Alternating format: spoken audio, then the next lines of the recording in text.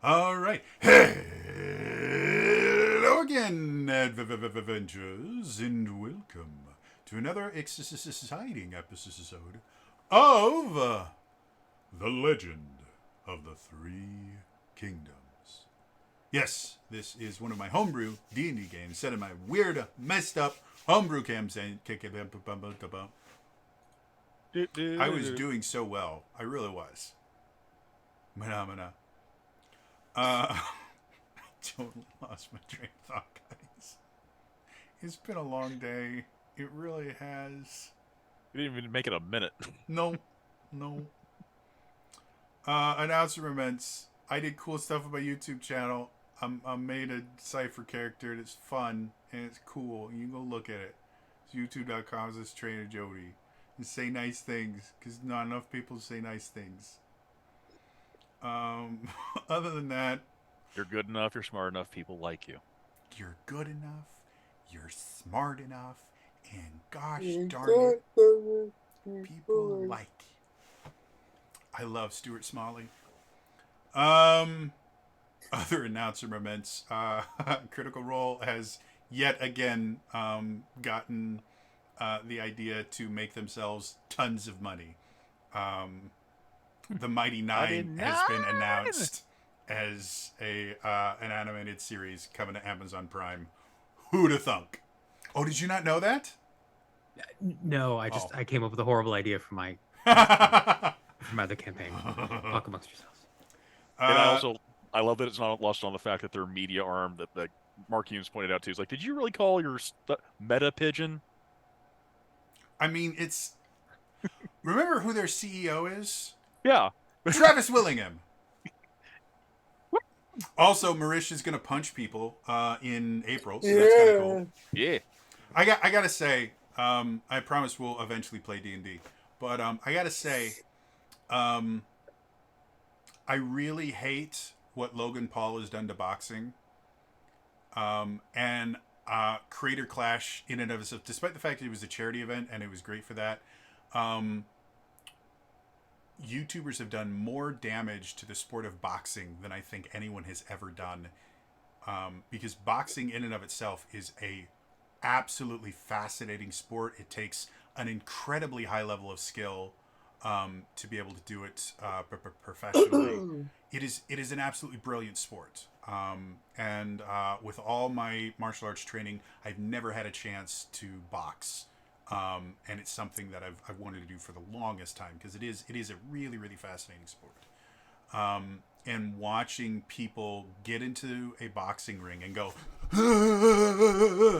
and people to clap for that just pisses me off. That being said, Marisha Ray is a martial artist, Yep. and she's been training for this. I do not recognize the name of the girl that she's going up against, but for the love of all that is holy, I hope that this girl that is getting put in the ring with Marisha Ray has a really good teacher. Because I'm relatively certain that compared to like most of the boxing matches, I think there were a few that were actually like, oh, these guys are decent boxers. But like I remember watching Justa Minx box, and she just demolished her opponent by just going, yeah, yeah, yeah, yeah, yeah, yeah, yeah. And I mean, it wasn't even close. Like she just demolished this person. If somebody tries that with Marisha, they're going down. Like I will put money. If I had money, I would totally put money on Marisha. Because wow, that is a fight I wanted to see. And again, I don't know. I don't recognize the name who she's fighting, so I have no idea if they have a background. They better have a good trainer because I don't care if Marisha's training herself. She is going to slay at this. I am more excited to see Marisha fight than the title card, which I believe the title card is actually people that have a modicum of skill in boxing. Well, because they have slowly started realizing, hey, if we actually throw people in there that have an idea what they're doing, it's a lot more entertaining. Yeah. Yeah. Apparently Harvey from Epic Mealtime did remarkably well. I also found out he's apparently 6'6". Oh, he's massive. Yeah, yeah. And I was looking at the matchup. The dude that he's going up against is like 6'2", or no 6'1". So I'm like, he is 5 inches on this dude. Did you ever see the series Video Game High School? Only like the first season. I never got past the first season. He's the Was he in principal that? in it. Like, yeah, Oh, yeah, he's the principal in makes it. He's sense. like, he's massive. He's a huge dude. And again, my basic understanding of boxing, that much of a height difference will almost always translate to a reach difference. Like unless you have a weird, like my body is built weird in the idea that my arms are longer than most. So someone that is the same height as me, I'm going to have an advantage in boxing because I just have a longer reach than most people. But he's 6'6", which is 2 inches taller than me, versus someone that's like 6'1". Like, I don't see how that could be considered a fair fight, even if they're the same weight class. Like In boxing, there's few things that are more frightening than a giant dude who can move quick. yeah, like oh man, and I have no idea if Harvey can box or not, but at that point, I don't think he needs to be that good. Like just the sheer, if you understand how to throw a punch correctly and you have that much mass, like if your mechanics are right, you're not going to need to be a phenomenal boxer to take out someone. You just need to be okay. Dude, I didn't know boxers could be 6'6". Like all the boxers I know are like 6 foot 5'11". Especially when you start doing like, because MMA is all the rage now. MMA fighters are not huge. Like not super tall. Even the welterweight guys, like they're just chunky. They're not like super tall. I think that has to do something with like grappling, because I think grappling, it's not great to be super big because you're just easier to manhandle. I'm not 100% certain on that, but most of the grapplers that I know tend to be a little bit shorter. Of course, it might just be that most of the grappling martial arts that people use nowadays come from Japan and China, where everybody's short anyway. So that and Brazilian Jiu-Jitsu, which I don't understand where the hell that came from. Because Jiu-Jitsu is Japanese, I believe, and then it went over to Brazil and turned into something completely different. Because Jiu-Jitsu looks nothing like Brazilian Jiu-Jitsu, to the point where it almost feels like false advertising. It's because there was a Japanese martial artist who basically traveled the world and got into thousands of fights on purpose. Mm-hmm. And he stopped in Brazil and befriended the Gracie family and taught them jiu-jitsu. And then they refined jiu-jitsu down to like baser components, and that's why it's so different. So the Johnny Appleseed of punching. It's a remarkably effective grappling for sport grappling. It is remarkably effective. As far as people that claim that you could use jiu-jitsu in a real fight, I think striking is always going to be significantly more effective. If you're in a street fight, I say striking 100% always going to be more effective than grappling, because it's very rare that you're going to be one-on-one with somebody. If you grapple someone, somebody else is just going to come up and kick you in the head while you're trying to get them to tap out. There was a great example of a good strike. B. Dave Walters shared that. Some guy was talking smack to a Muay Thai guy who was acting as a security guard. You can't tell what he said, but he clearly said the wrong thing. Dude threw one elbow, sent his ass flying back like 5 feet. I can't even remember who it was. I think it was Ron White told this story once. He was at a bar and there was this bouncer that was just massive, big, round dude that apparently did powerlifting. Which if you've ever seen a powerlifter, like they have a very, very specific build. They are just mountains of flesh, and they look like they're fat and overweight, and they're not. It's pure muscle. I think it's Patton Oswalt. Was it Pat? Oh, maybe it was Patton Oswalt. He was a comic. I know that. Yeah. But this dude is like bitching off to this guy, and the guy literally just takes him, picks him up in the air, and throws him on the ground. That's all he did. The guy did not get up because being picked up in the air by a powerlifter and then thrown to the ground hurts like hell. Well, maybe a different story because he said I saw that same bit where or a similar one where Patton Oswalt and the guy just like his brain just shut down. So like, we're gonna deal with this later. And he's just like, I'm gonna. And his friend just kind of, okay, we're going now. Maybe that was, I don't know. Yeah. I think you remember the story much better than I do, but the basic idea of, do what you're good at, but this power lifter didn't leave him up in the air. No, it's really useful. It was one of the reasons why I started learning Aikido, because I can't deal with that much body to body contact, because it sets off my PTSD for reasons we're not talking about. Aikido requires very little body to body contact. It's all small joint manipulation and stuff like that. But because it's trained so poorly, it has very little actual combat use, because it's never trained in a way that you could be prepared for an actual combat. Like you don't spar in Aikido. And some of the claims are like, well, if we actually trained it like that, we would kill people because it's so deadly. No, it's not. But it is a really interesting martial art. First of all, no. Second of all, that's the point of martial arts. Well, Heard they train better. There are different, this is something that a lot of other people don't realize. Like the point of most martial arts, true. Most martial arts is not to get you so you can beat up people. Like it's never been the purpose of, and nowadays, it's even less so. Like most martial arts nowadays are meant for conditioning, for learning discipline and self-control. Like there's a lot of benefits outside being able to throw a punch correctly. Like if you really just want to learn how to beat up people, martial arts are probably the worst way to do it. Because especially if you get into a sport martial art, you're going to learn all these rules that are completely pointless, because they're meant to make it easier to score points not to actually be useful. Well, Scurvy Knave, the thing with Aikido is because it's not trained in a realistic setting, you can't even really use it for defense, because the way that they train it is like someone walks towards you like this, or someone grabs your shoulder like this. That doesn't happen in a real fight.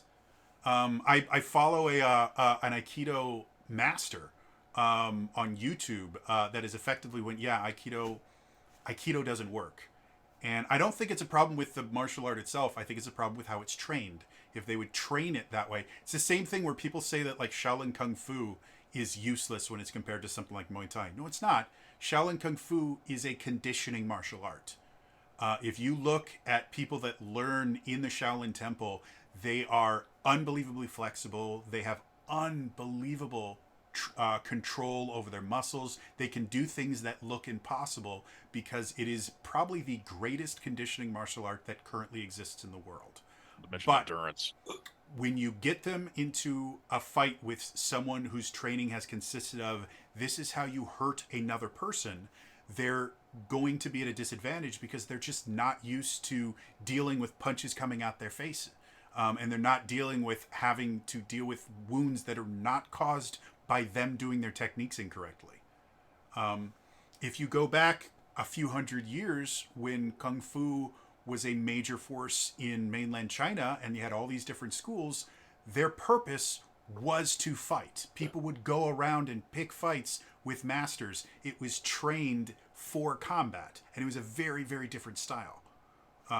So because they don't train it for combat anymore, it's just not as useful for combat. But it does, like, I would never want to meet a Shaolin practitioner in a dark alley and piss them off. They would still wipe the floor with me. And I've learned martial arts for 20 years. I'm just out of practice and out of shape. And even if when I was at my best, when I was practicing every single day, when I could do kicks like 15 or 20 feet in the air, there's no way in hell I could ever go up against a Shaolin master. Up against a mediocre Shaolin practitioner, I would have gotten my ass kicked. We keep comparing these absolute masters of Forbes and saying, well, that means this one's better. No, it means that this particular person is an absolute badass and knows their combat sport really well. I mean, there's other martial arts like that, like how Tai Chi actually used to have a combat style. Oh, there's a hard style Tai Chi. Yeah.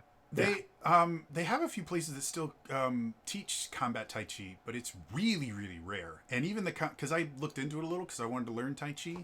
The I took combat Tai Chi in college. the combat Tai Chi, at least the ones that I found, are. It's questionable where you can call it combat Tai Chi. But if you actually look at the movements that they do and you speed them up, yeah. I mean, they're good.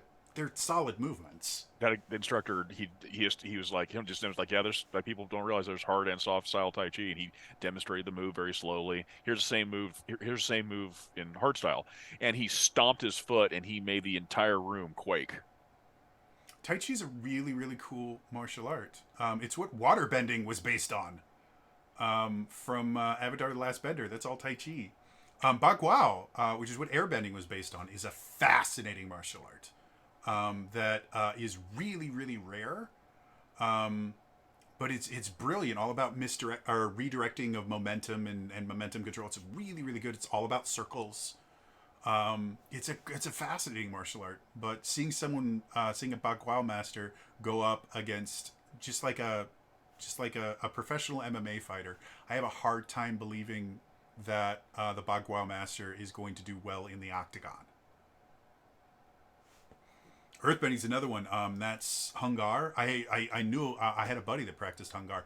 Hung Gar is a bitch of a martial art because it's all about these really, really strong low stances. So Hung Gar practitioners are impossible to knock over, and hitting them is like hitting a tree.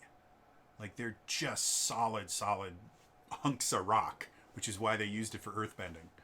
But it's super cool. I could talk about martial arts all day. Do you guys want to play D&D?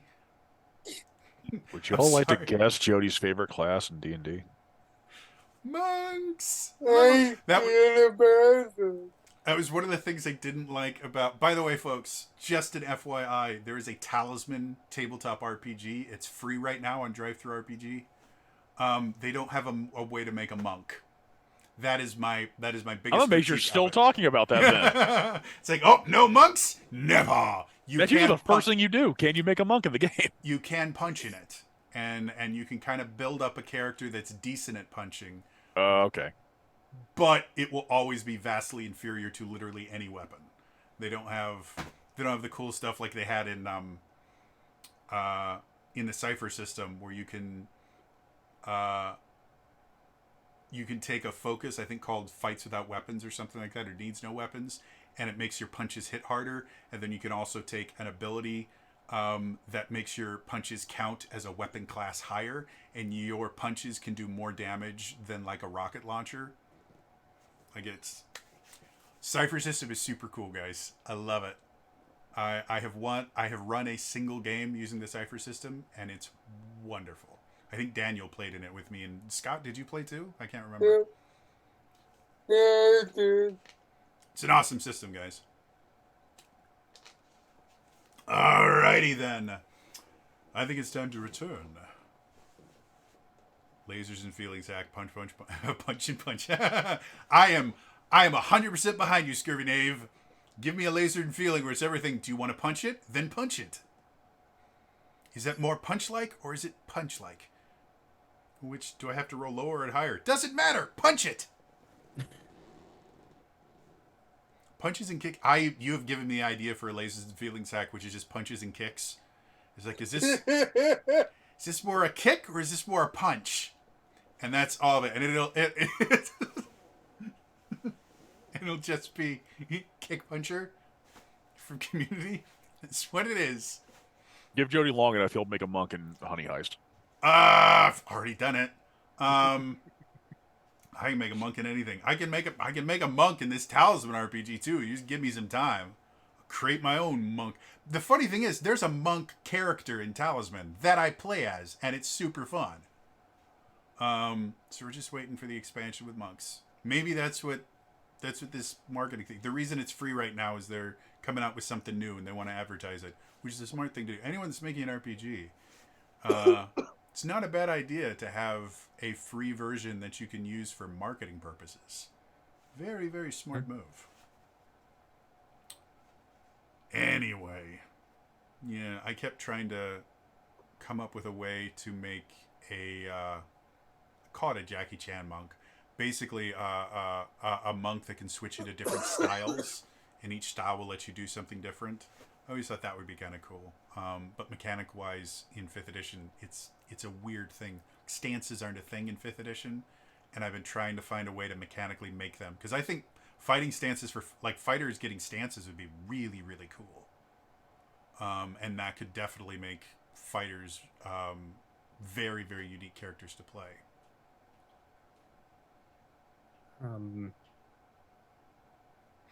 Sorry, I was gonna say I know of a the Weird West, I think. Yeah, I know Savage that one. Worlds. I played a kung fu master, and Oh, one that of the things sounds is you cool. leveled up, you got different schools that you could learn, and you Savage could Worlds, combine yeah. them in different ways. Yeah. Savage Worlds looks really cool. What was it? Those dice explode too. I love exploding dice. Pathfinder Second Edition, their monk has stances, but they're really bad, to be blunt. Because the different stances, they basically just kind of change how your melee basic attack, to use a fourth edition term, they just change what your basic punch does. And in order to get the benefit out of your stance, you get upgraded versions of those stances as you level up. And it basically requires you to take the upgraded version of that stance as you level up.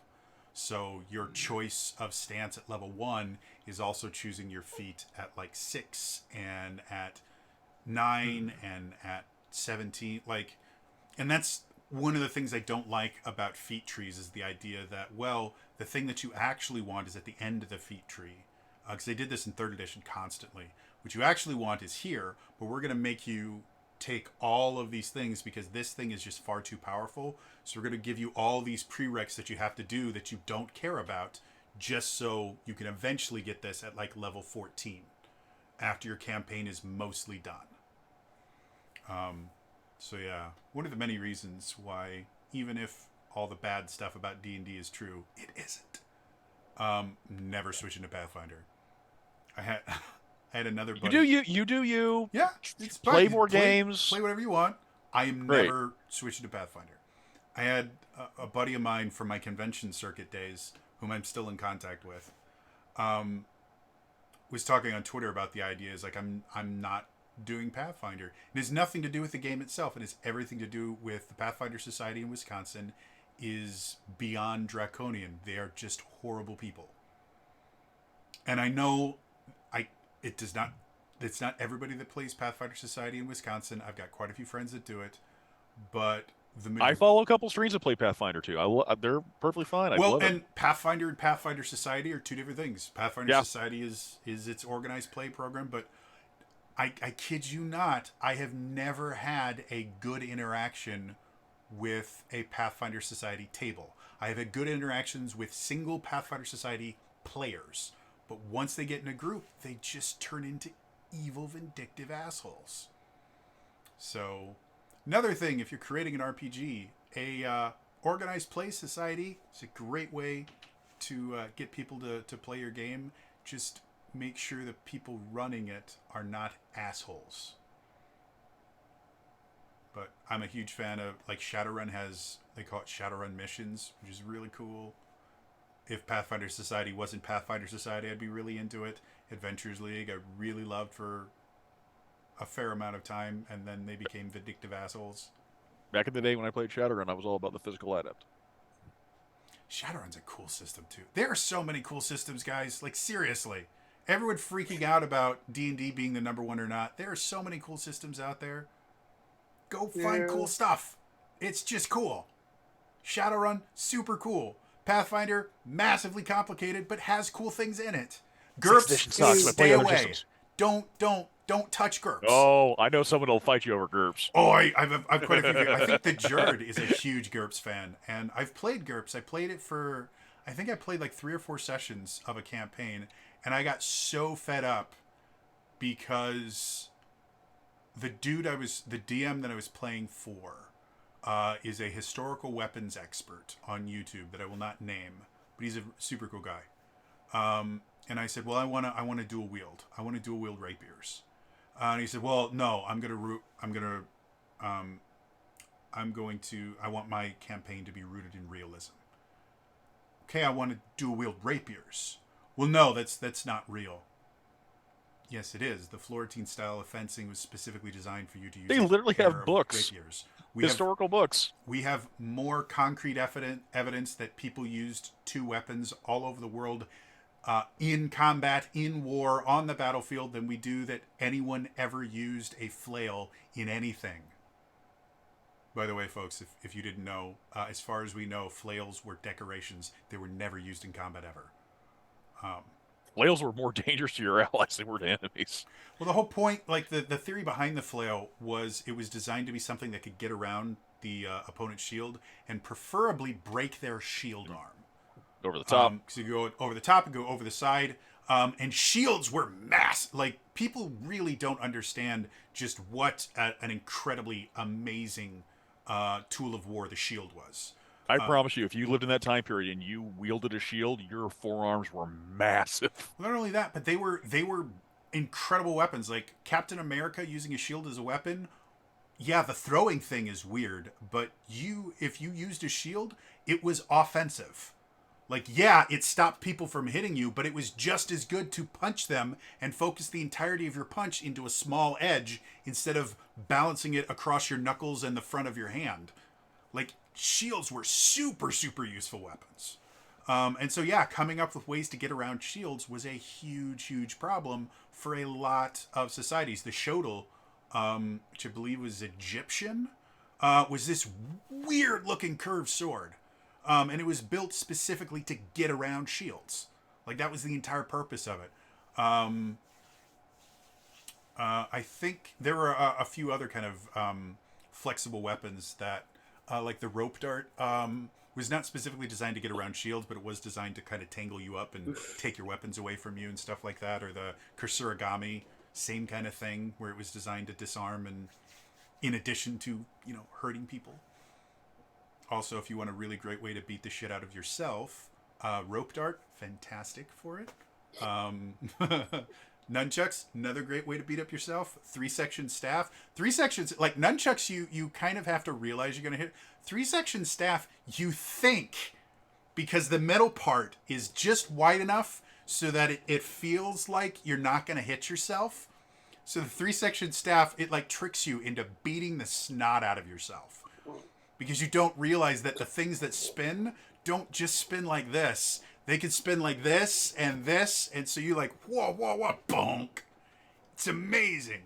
And a lot of the things you use in 3-section stuff, like you twirl it around your body and stuff, great ways to just beat the snot out of yourself. I hit myself with a staff. I was learning staff spinning. By the way, it's really easy to beat yourself up with a staff, too, because you don't realize that it's super long. Nunchucks. Yep, nunchucks I used to do. Sai I used to do. Sai is another one that's real easy to hurt yourself because as you're flipping them around, you drop it and then you drop it on yourself. Or I used to do this where I would flip it around and I would catch my fingers on the center of it. So because the way you first learn to flip it is you flip it from across your forearm to forks going up to forks going down. That's the first thing you learn. But then you also learn how to flip it horizontally, and I'd always like smack my fingers doing that because it's much harder to do that. You guys want to play some D&D? I was told there would be fireballs. By the way,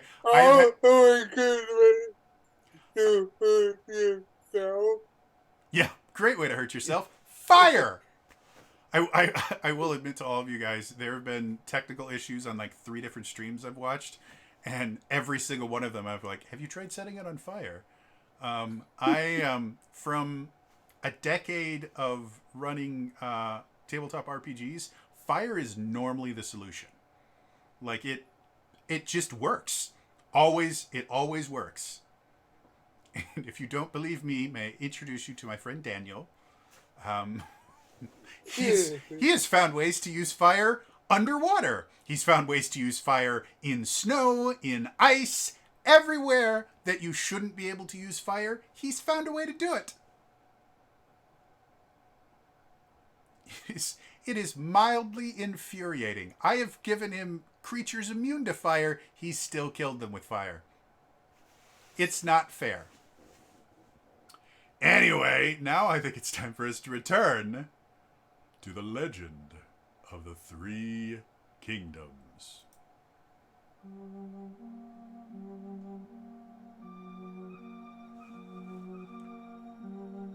The party has descended into darkness. After disguising themselves as sacrifices to the dragon, they were thrown into the dragon hole. When they got in there, they found something rather strange. The dragon hole itself seems to be significantly more unnatural and artificial than they originally thought it would be. After exploring a little bit, they found that there are traps throughout this entire thing that seem to be deadly. They found a specific trap that caused the floor to collapse and for them to fall into the belly of a giant gelatinous cube. After dealing with that, though, they found a room with no purpose they could divine and a random chest with gold and a token. After going back to the main room, they found another direction. There was a hole of darkness. And after doing various tests, they realized contained a sphere of annihilation. Very nasty, nasty surprise to find at the bottom of a pit. But after discovering that, they realized there was nowhere left to search. So they started looking for non-obvious solutions. Discovered one of the walls hid a secret passage. And as they explored more, they eventually came to a room full of riches. And that is where we return.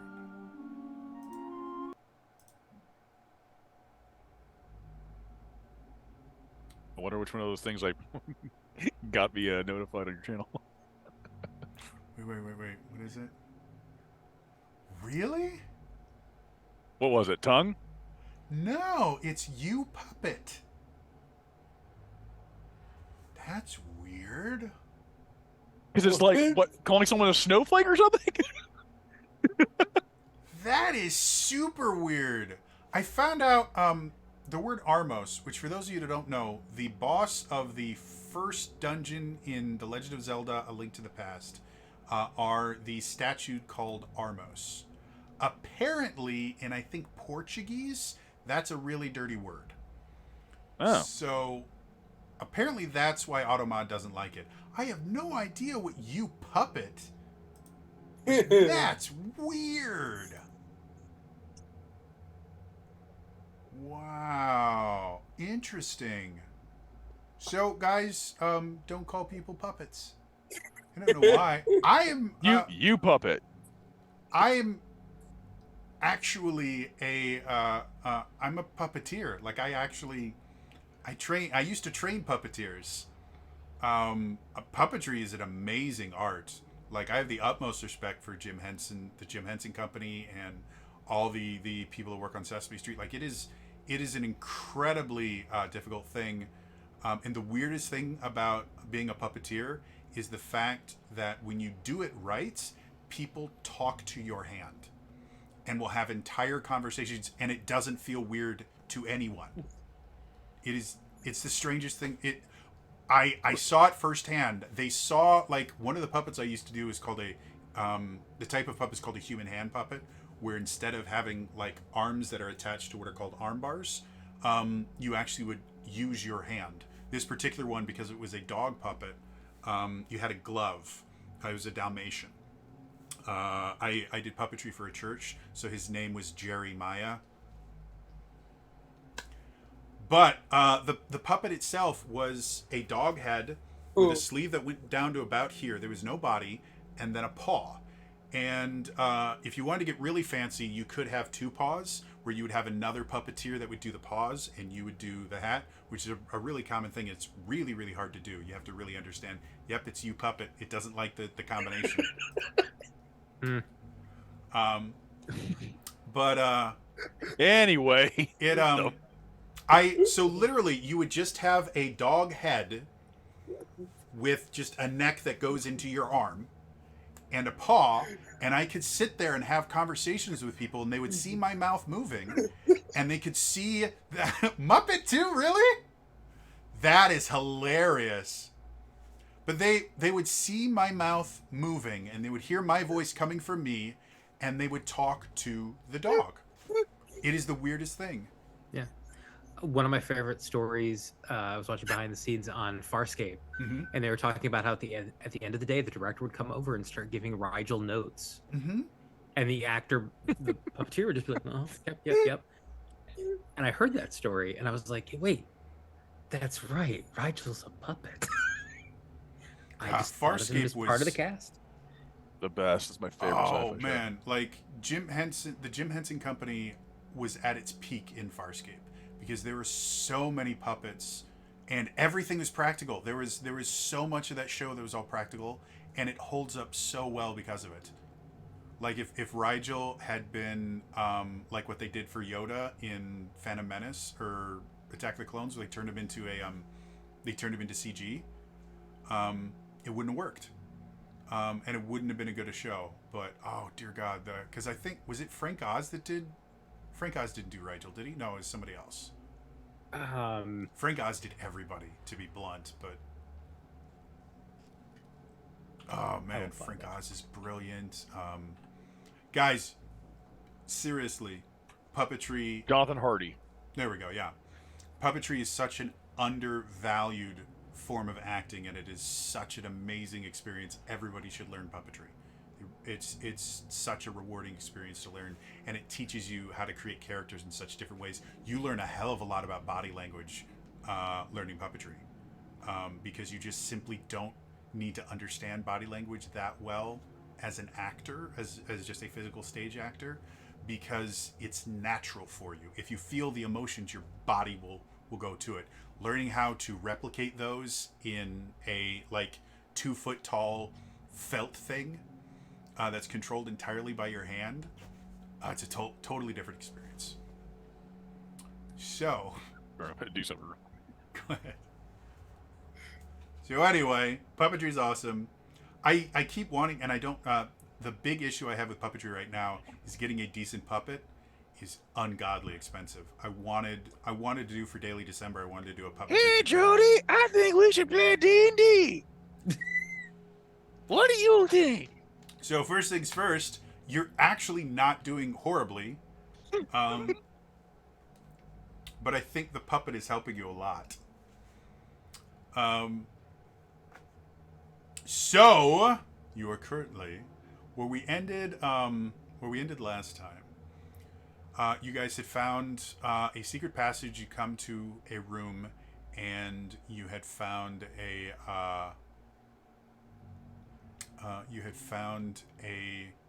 hallway that led to a room full of treasure.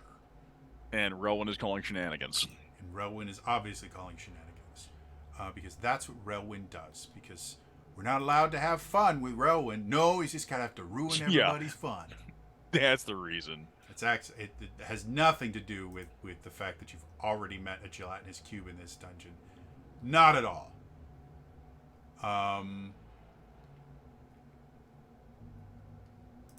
Sorry, I'm looking up 7 different things right now because that's the kind of person that I am. A reference for people listening, there was a room earlier, little catty corner on the other side of this dungeon we were in.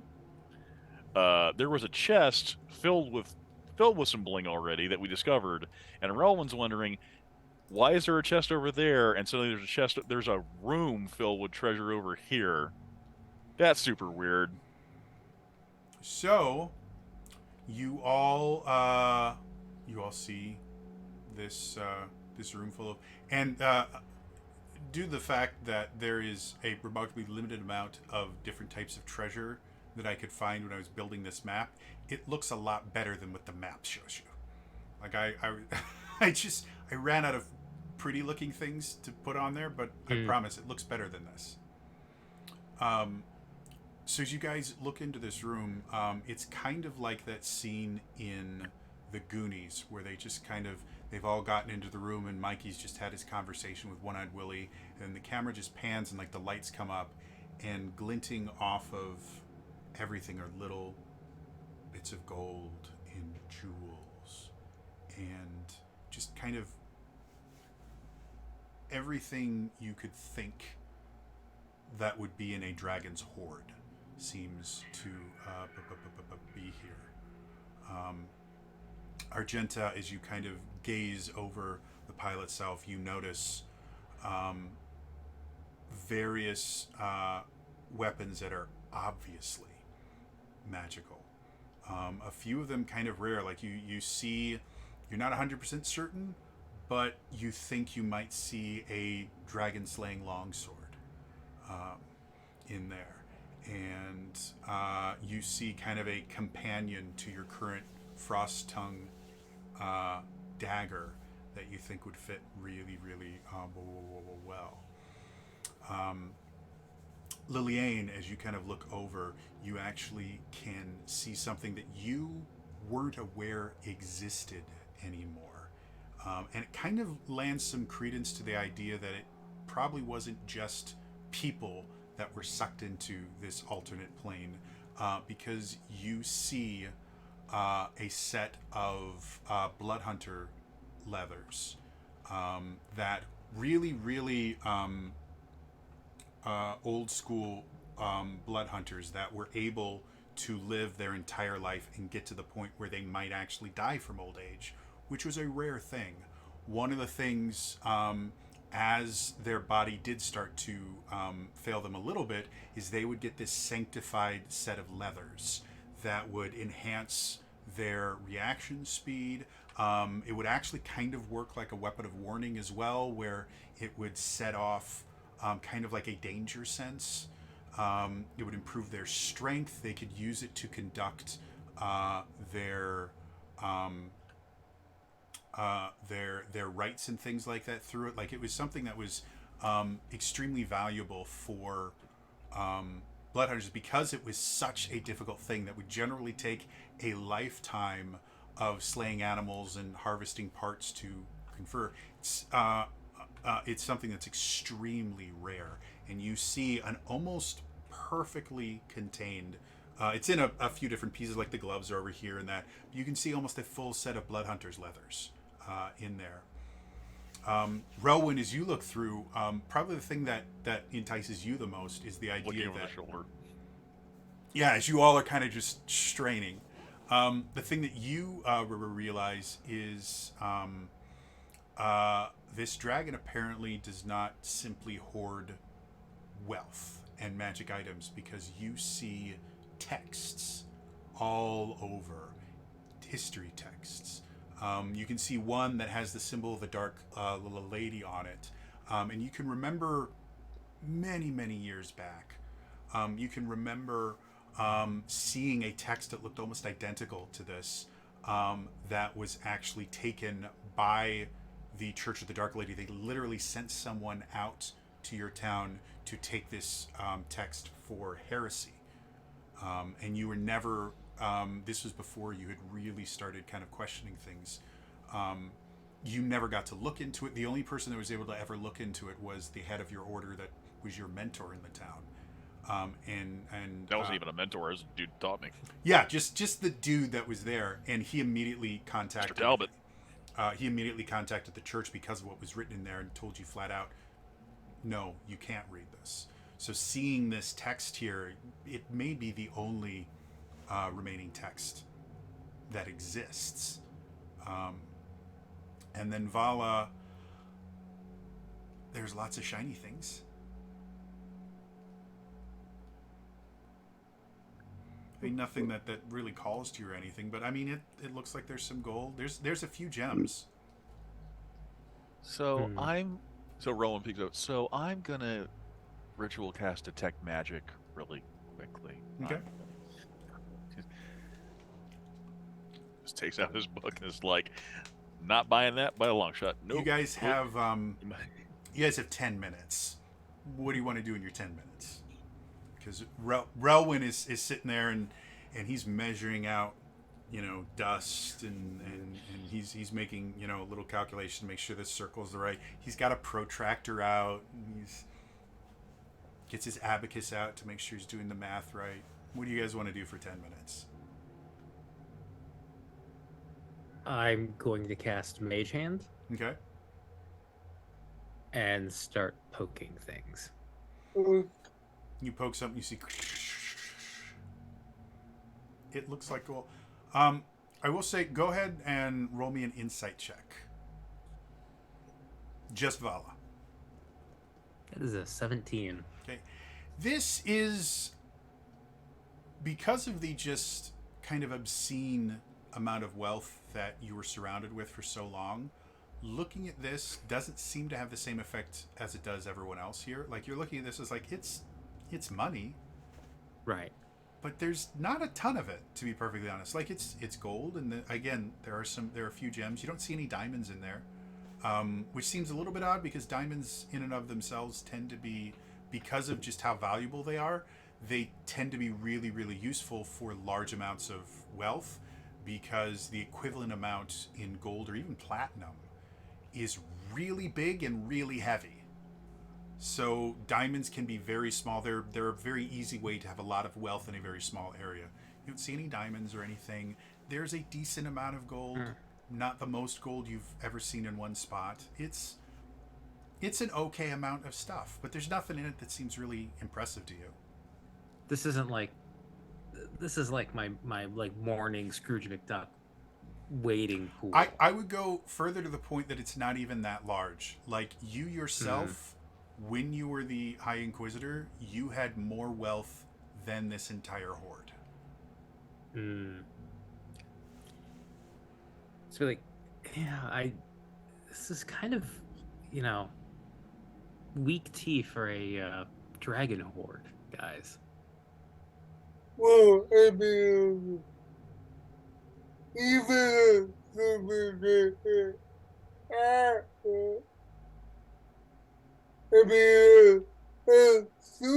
that the drinking is real, and it isn't one, and far we know, it hasn't been here that long. Yeah, it's just not that impressive. As he says that, Liliane, you notice another thing that kind of piques your interest. The sword that you carry is one that you were given by your father, and it's specifically been designed to hold Bloodhunter rights and things like that well, and it's designed to be infusible. A little further off into the treasure pile, you do see a sword that you kind of missed at first. And the sword itself, first of all, has your specific order of blood hunters. It has its crest built into it, which generally is not done until a blood hunter sword has been infused at least 3 or 4 times to have some very impressive things, because up until that point, kind of revealing yourself to be a blood hunter is not really worth it. Like, people are going to see you as a blood hunter and not a very good one, because a lot of blood hunters can be judged by just how infused their blade is. Yeah. So just simply seeing one that already has the crest there would indicate that this is probably more powerful than the one that you currently have, possibly being on par. If it's stored with this blood hunter leathers, it's possibly like a legendary level blood hunter sword. And again, it would be specifically designed to work with your rights perfectly. I don't know if it would be insane for this, but I will. Even if I was so all it is possibly, and Sure. Go ahead and make a history check with advantage, because I mean, Blood Hunter history would make sense for you to know. Look up. It's that thing you like. Look down. Look back up again. It's that thing Yeah. you really, really like. I'm on a horse. It's tickets to that thing you like. Seriously. Here. You said 13? Yeah. So, again, artifacts like this for blood hunters, the reason you have your father's sword is that's generally what happens to blood hunter artifacts. If they do have the ability to have a child, which is kind of hit or miss with blood hunters because of I can't remember what the right's called. Yeah. But that right itself can sterilize. What tends to be more common is blood hunters will adopt children. But most of these weapons, like blood hunter leathers, will be passed down, because of how much work and effort. The same thing is true about a fully infused blood hunter sword, would most definitely be passed down. And if it wasn't, the other thing that would happen is it gets buried with them, which tends to be relatively common for blood hunters that go that far. Is as a sign of respect, you bury their stuff with them. So theoretically, if like a tomb or a coffin or something was brought, the body inside probably would have decayed. But due to the magical nature of both of these items, they would have been perfectly pristine. And while you don't specialize in hunting dragons, it's relatively common knowledge, just for anyone. Dragons like magic things. They are attracted to magic. They have an innate ability to sense it. So things that are this powerful would have been almost like a divining rod for a dragon looking to expand its hoard. So as far as how it got here, you're not 100% certain, but if somehow a grave or a tomb of a blood hunter was here, it would be very, very weird for a dragon not to seek it out, because once it's no longer in its original location, any wards or anything that would have been created to prevent a dragon from finding it would have been gone. Now, I moved a little bit from Okay.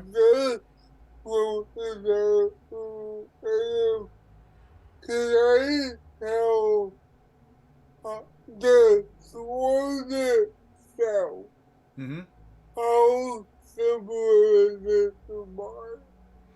With the hill and garden. How I guess the question I have to ask, do you want to get into the room or not? Because that's going to make a difference as far as just how easy it is to see. Because right now you have other people that you're kind of looking around. Stepping into the room, you'll at least be able to see it a little better. Oh, that's it. Okay. So as you step in, go ahead and make me... I would say I would submit something. Okay. Rowan being a mother hen right now Uh-huh. and doing a ritual where you would have to step over. He's like, no. I will just to put You do a you, little yeah. bit of, I will say, because you are focused on literally casting the ritual, that is all of your focus. So being able to, like, even just going, hey, don't do that. Ritual casting is a lot more than just drawing things and that. Yeah. So I would go as far as to say that you might you probably would not be aware if someone was going past. Would Lillian be able to move past me? With my second question. Yeah, that was gonna be my question. That would be a lot harder. Where specifically are you and Lillian? Which thing are each of you? So That's me. That's you. Me. Oh, so Lillian's is I Lillian... thought- Maybe I found the room. Yeah, so Point of Lillian's order. in front of you. Point of order. Wouldn't Vala have to be in front? I think No, Lillian was the one that went first. Okay. I found the room. Yeah, so Oh, because you picked a lock. That's right. yeah, Yeah. she was in the front. So so yeah, you can't really stop her. She's already in front of you. She's Yeah. just in front of you, but she's in front of you. Go So you're not going to wait for Roland. So again, as you get in, it's a little bit easier to see. Go ahead and make me a perception check.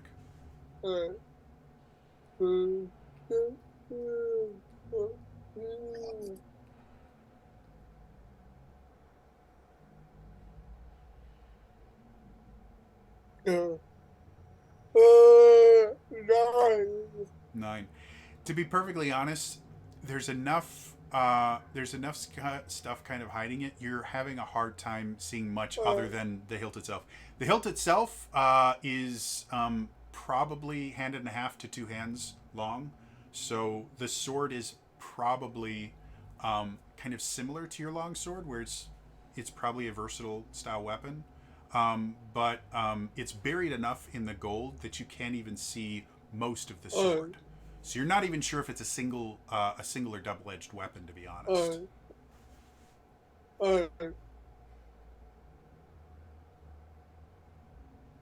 Did Poppet not do it? Did you? It let me get away with Poppet. Okay, so Poppet is good. Puppet no, Muppet no. Gotcha. It's good that we know these things. Sorry, folks. I think at this point, Vala's kind of like, all right, guys, we should just move on. Okay. We'll come back for this later. I'll say at the point that you start saying that, I'll say that's probably when Relwyn finishes and you have your detect magic.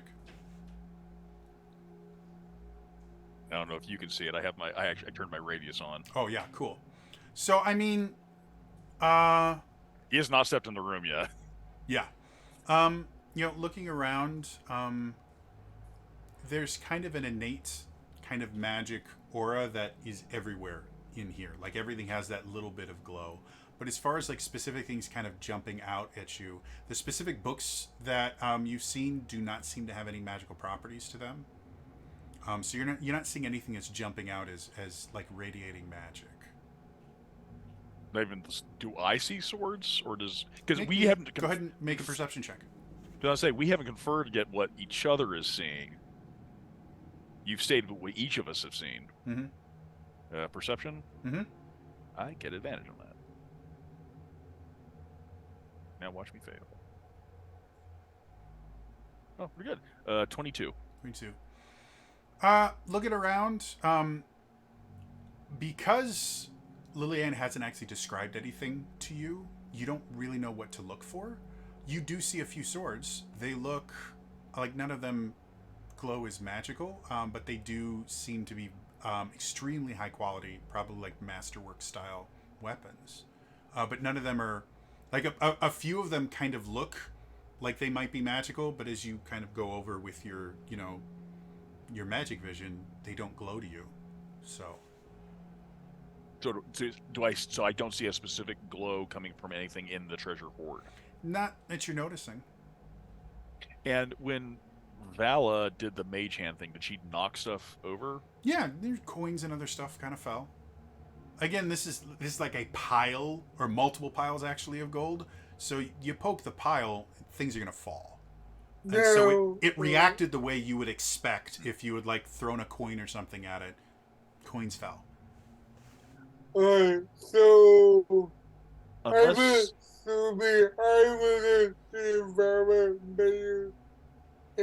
Yeah, you would have seen it. So I just started gold there. Yeah, you all of you guys would have seen kind of the mage hand kind of fly out. Because I think you can make mage hand invisible, but you have to actually. that's only for Arcane Trickster. Oh, so Arcane Trickster. Okay, so yeah, mage hand is always you see. It's like ghostly. It's ghostly. Yeah, you see Vala's hand. You've probably seen this 100,000 times at this point. You see Vala's hand come out, kind of picks up a piece of gold, drops it, pokes another one, and you guys all saw the gold move the exact way you would expect it to. Am I noticing the drool coming out of everybody's mouths? Over. Make me an insight check. You're noticing Rowan on high alert. That's all you're noticing. Like he's like, 18. I mean, Relwyn looks like he's terrified because he always looks that way. You would notice that Vala seems to be focusing on a particular area of the the gold more so than anyone else because Vala's or not Vala. I'm sorry, Lilianne is looking at a very particular area of the horde here, more so than anyone else. Like Argenta hasn't really moved, and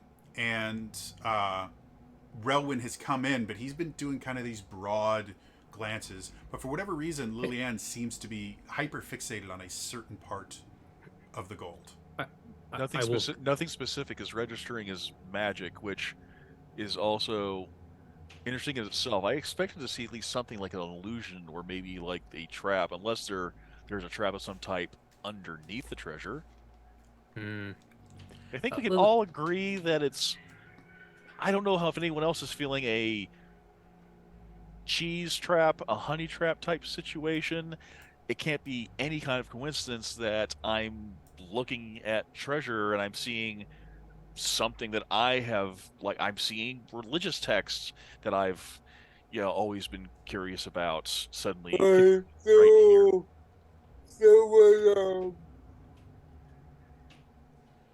When Roman said that you see religion text, Mm-hmm. do I see when more is that would be that this with You hadn't noticed any before, but once Relwyn says that, you start looking around. You do see a couple texts. You're kind of wondering why he cares about them. Like they're just It's also kind of they're strange books. that we found a treasure chest out there, and suddenly we're finding more treasure in here. Like it's some kind of strange transitionary period. Well, but I mean so that chest had a token in it. yeah. Why not have the token in Um, here? So Bury the so token underneath I the treasure. don't see anything but over the top. Yeah. Again, you can see similar stuff to what you used to see. Having morning coffee spilled on it. When you were in the church. I mean, every religious organization has their own text. You can see a few of them. You for punishment, you used to copy them. Yeah. You won't know why I he mean, would mention the religious texts when there are like legendary level magic items here. Religious texts seem kind of like, oh great, apparently this dragon wants to start selling Bibles door to door. Don't know why, but apparently that's what they're doing. Do I notice the religious text now? Again, before he mentioned anything, oh no, actually you don't see any texts. Again, all you see here is a decent amount of gold and a few gems. Got it. Guys, there's no books here. Lilianne, what are you? I mean, I see some of the Same books No. right there. No, nothing. no, So, no. here, couple there. That's just coins. do you see that? I will- Do I see a set of leathers? Vala, no. Relwyn, as Lilianne kind of points, you do see a set of armor that you couldn't see before just from the angle you're at, so you kind of have to move a little bit. But yeah, there's a very, very nice looking set of leathers that seem to have kind of inscriptions on them, and you can see bits and pieces of monsters that are kind of added to it, a la like Monster Hunter style thing, where you can see like it's not registering as magical, but it definitely kind of fits the idea of a blood hunter set of armor in your mind. This might be asking for trouble. Could everyone do me a favor? Look away from the treasure. I'll just look down. I don't even have to turn my back on it. I'll just look Mhm. down. Yeah, I'll close my eyes. Okay. It would be unimaginably helpful, value-wise, but also material-wise, if we could find some diamonds. Absolutely would be of utmost need on Mhm. so many different levels for so many different reasons. If we could find some diamonds. Roll me a deception And- check. No, he's stating this out loud. He's not. He's not being know deceptive that. at all. I need you to roll me a deception Okay. check. Because I know exactly what you're doing, and it's brilliant, but it requires a deception check. Okay.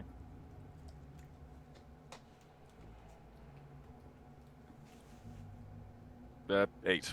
8. Okay. So go ahead and finish whatever you wanted to say. That's what he's saying. Like Okay. that'd be absolutely helpful. So what do you want to do now? You're But all looking at the floor. I look back up. Okay. There's gold. There's gems. You don't see a specific diamond. Guys, there's no magic armor here. There's no diamonds. This is just like coins and gems. Are you guys feeling okay? Maybe we really need to get out of this room. Yeah, I think I agree. I'm not picking up like illusion or anything from my detect magic, right? Like none of that Nope. school. Again, there's this kind of haze of magic. Like everything around you has that little bit of magical touch. But there's no illusion magic that you can see. Nothing is kind of giving off a specific school of magic. There's just whatever has created this place was magical and kind of left an imprint, if that makes sense.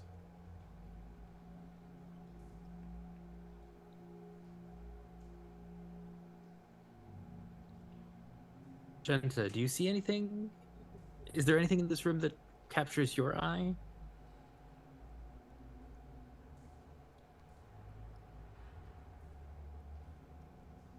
You still with us, Argenta? Or are you muted? Argenta seems to be pondering things for the moment, and when they're finished pondering things, we might hear from them. But at this point, It seems weird that you guys are seeing things and I'm not. Unless I'm just not tempted by material possessions. Well, then again, to be fair, I think. So Rowan, you start feeling Each the of- walls close in on you, and then you realize your ego is just too large for this room. each of us, when we were brought here, were given certain punishments. Argenta had to was hunting a vampire, and would die each night, and be resurrected the next day. For example, my particular curse, I had to be an informant, an inquisitor, and was rewarded living in a very high-end lifestyle. So for me, physical possessions are almost a reminder of that punishment.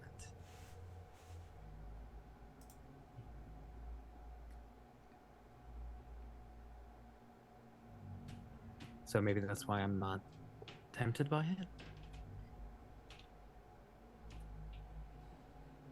Or maybe the things that I value are not.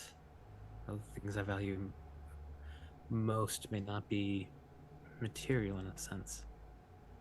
Not that I think any of you are overly greedy. You said you saw religious texts? But there. There's nothing there, just coins.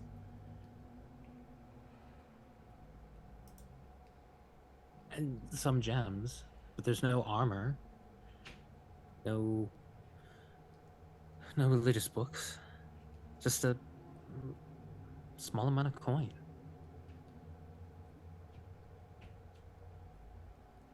Hmm.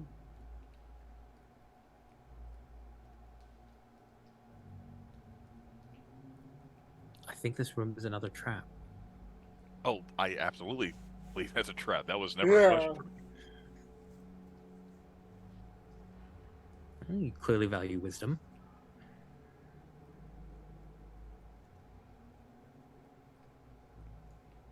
I mean, I could try casting fireball on the room and see what happens, but Always fixes everything. Yeah.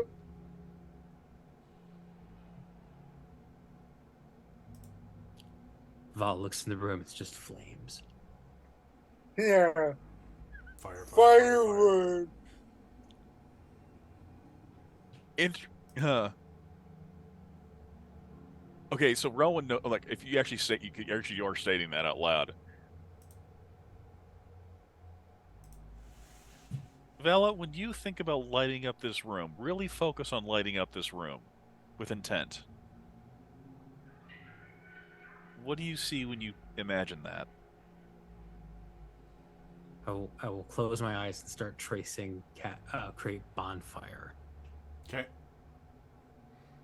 but I won't be casting it. I'll just be focusing. Okay. And then when I open my eyes, You see coins. You know from personal experience, gold coins do not burn well. hmm, You get them hot enough, they'll melt. Yeah. but I don't. And they carry heat well enough that they can start flammable things on fire. Sometimes. You have to get them really hot to do that. But like the coins aren't glittering more than they should be. Not to your knowledge. Nah. I mean, not any more than coins are supposed to glitter. Again, you're relatively like, it's gold. As much as you can't feel through your mage hand, I would assume you are comfortable enough with your mage hand that you can tell. Wait, like it's the right weight for a gold coin. It acts like a gold coin. Tinkling sounded correctly. Yeah, it's the right sound. See, the interesting thing is you're still seeing something, but we see extra. Yeah. Yeah. So I imagine like maybe the gold's the base, like the gold coins and such. Just the So maybe there is actually gold with the best lies are ones that are partial truth. That's what I've always Yeah. found.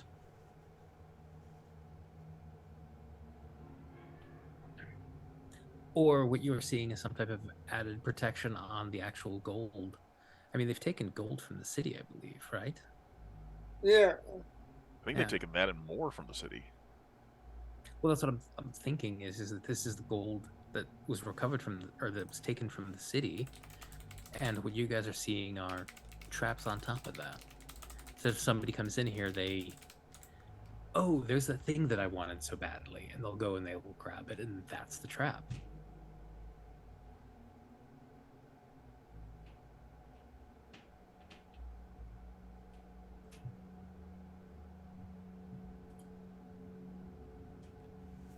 You think it could be a security countermeasure? Because it's a secret room we found. Unless maybe this place is also designed to intend to, like, oh, you're smart enough to find this. It's an even better trap for you. I mean, Maybe. I think we in agreement. I think we're all in agreement that some kind of trap. You just don't understand the nature of the trap. Yeah. True. Yeah. Trap magic. Fucking trap magic.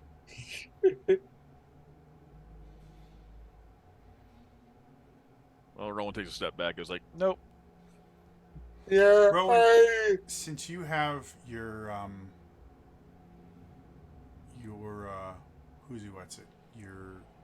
magic sight, go ahead and roll me.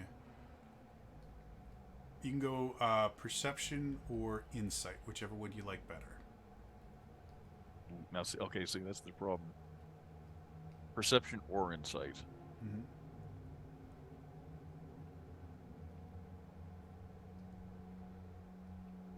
I miss having a streetwise skill. Streetwise was a cool skill. You know, if he takes a step back, I think he's actually. I think it's going to go with. I think he'll go with perception, Okay. even though I have advantage in it, but I don't have proficiency. Watch it be Blanc. 4. 23. Okay.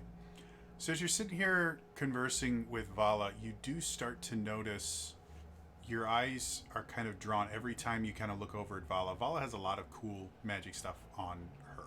And she has her dagger, which probably one of the most interesting things about the dagger is that Detect Magic has no idea what to do with it. It is obviously magical, but there's no school of magic or anything. It's just a weird thing. But you do keep getting drawn to the ring that Vala wears on her finger is radiating magic.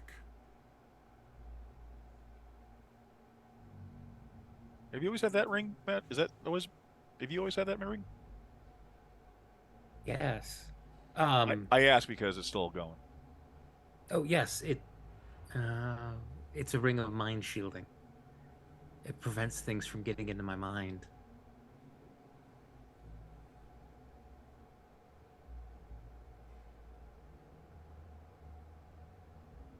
Like weird traps. Yeah. I'm.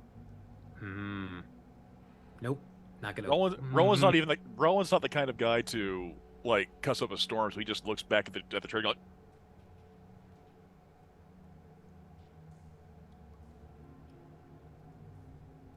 Kind of curious what it thinks I want. Nope. Nope. Some questions don't need answered. Yeah.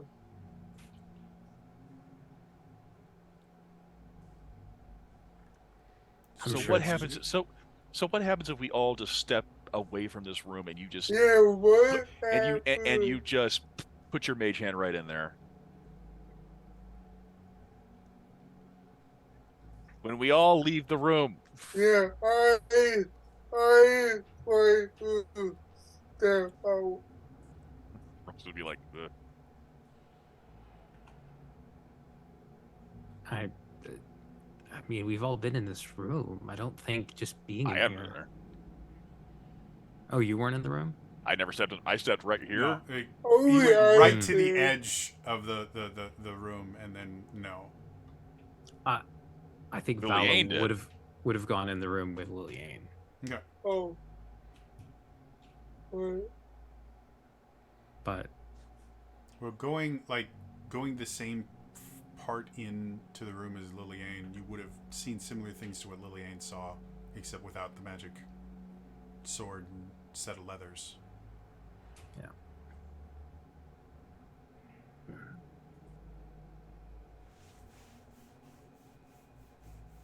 yeah.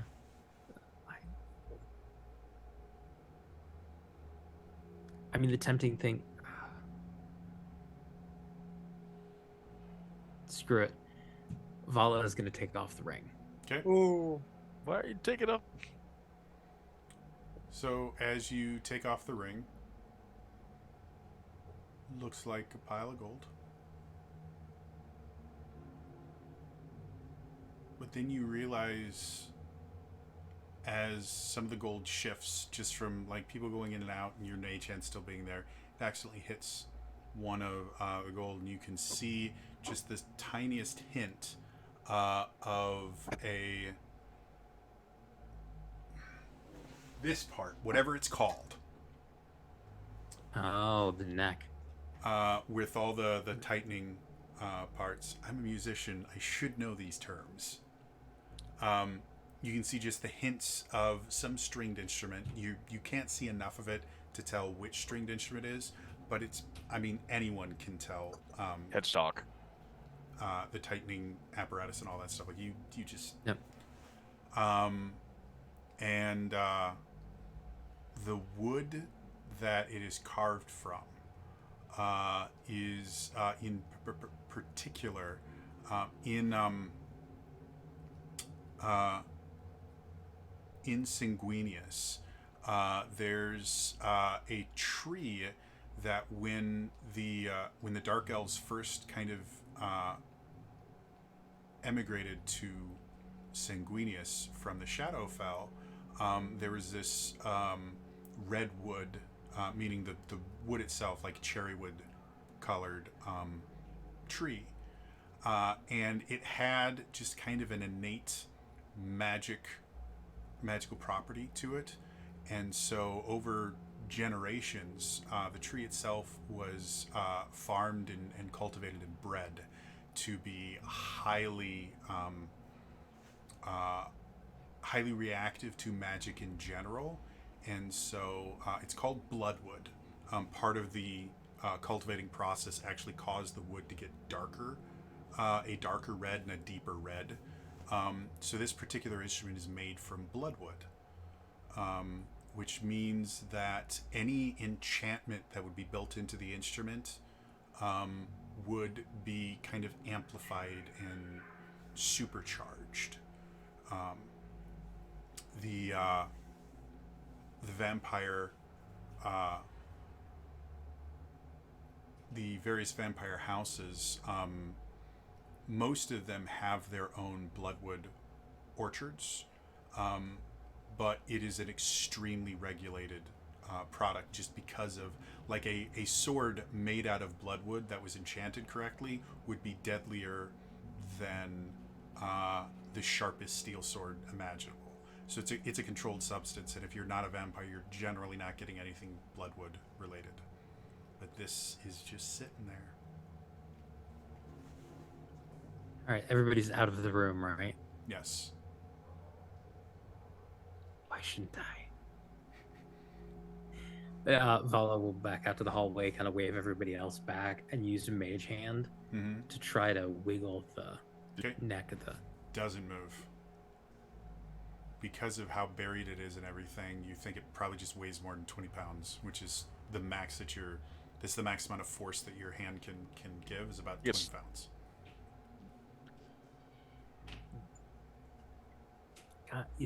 There's something. I can now see something, but conveniently, it's the mage hand can't get it Why do you see something now? because I took off the ring. Why did you do that? Look, I can't see the things you guys see. That we agreed was a trap. Right, but I can't use my mage hand to pick up your books. So I needed something for me to be able to see to try to pick up. I just suggested put it. Does that mean you've unattuned from your ring? No, I just took it off. I'll put the ring back on.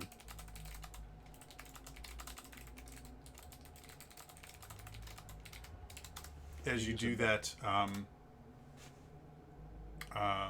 you can still see something there, but you think you might have maybe like just misseen it before. You're not 100% certain it's bloodwood. Man, that would have been a sick axe. All right, well, unless somebody else wants to go in there and actually try picking some. Yeah, no, let's. Wasn't there another passageway? Go back to. Yeah, we'll go back. Ellen just turns around. Not today, Asmodeus. Yeah. Not today, Maybe- Satan. Maybe tomorrow.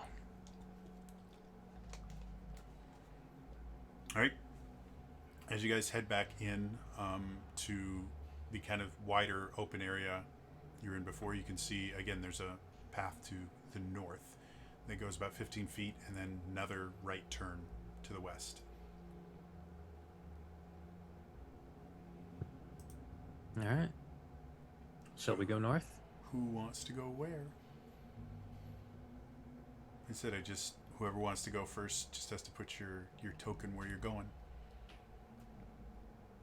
If it's only one, but if we keep within the highway,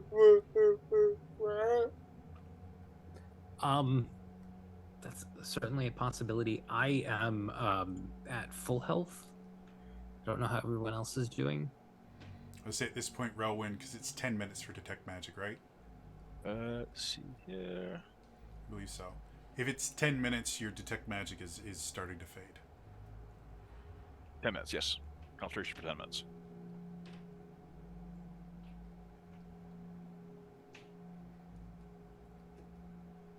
So I guess I'll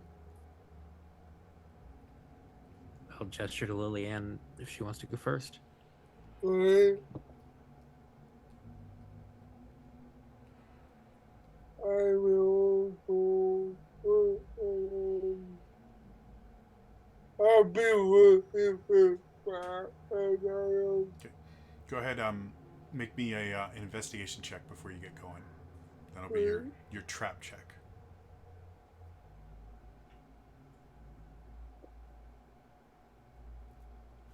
Just realized I don't actually have my dice.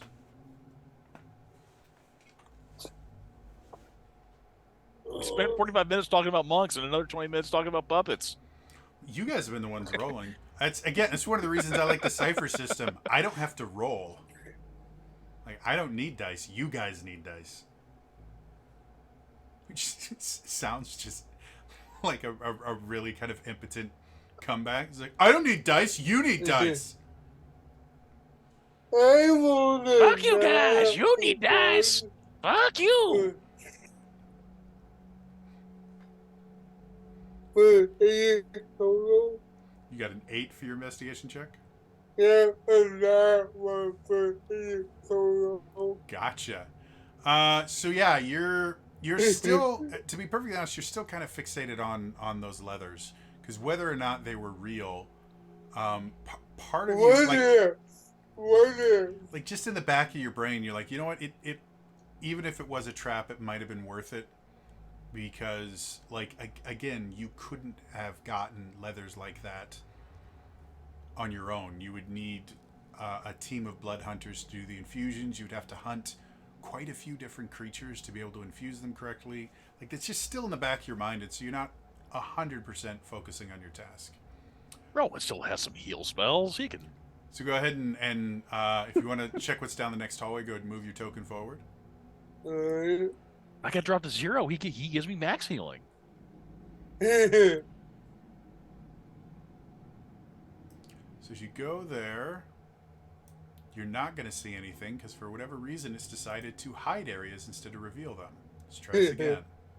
Nope. Still. All right, give me... There we go. Okay. There is something about when you play a dedicated healer that suddenly you just see everyone is just drunken children running with scissors. Like, No. God. The hallway continues on for about 10 feet, turns to the north. I'll keep going. Okay. And find I know there's no crack. Let me try and do this a little bit better. Here we go. So, as you look forward, you can see the hallway continues going. It opens up into a slightly larger room. But about 5 feet in front of you, you can see 4 different doors. 2 on the west side, 2 on the east side that I may not have revealed, because this revealing thing is hard. So you see 2 doors on each side, and then as you move forward a little bit, you see a 15 by 15 foot room at the end, with no visible doors or anything in it. Okay. Well, there's a room up here, and I see 2 doors on each side. So if you guys are wondering, there's a door here, door here, door here, door there.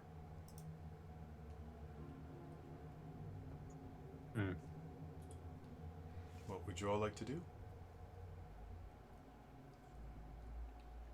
Well, wait. Do you want to go?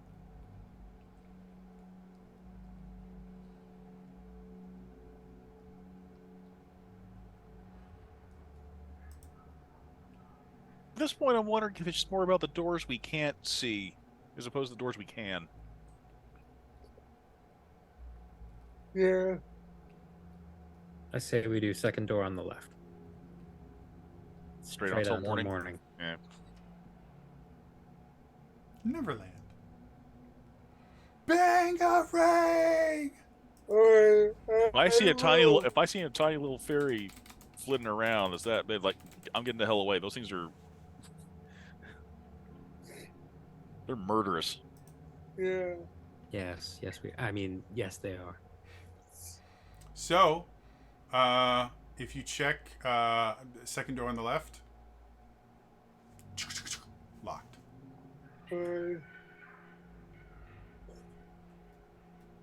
I will try to do that. Okay. Go ahead and again roll me a lockpick check. Guidance. I really love the idea of Rowan just going, yeah, Yeah, like an 8-year-old playing tag. Just guidance. So that we D4.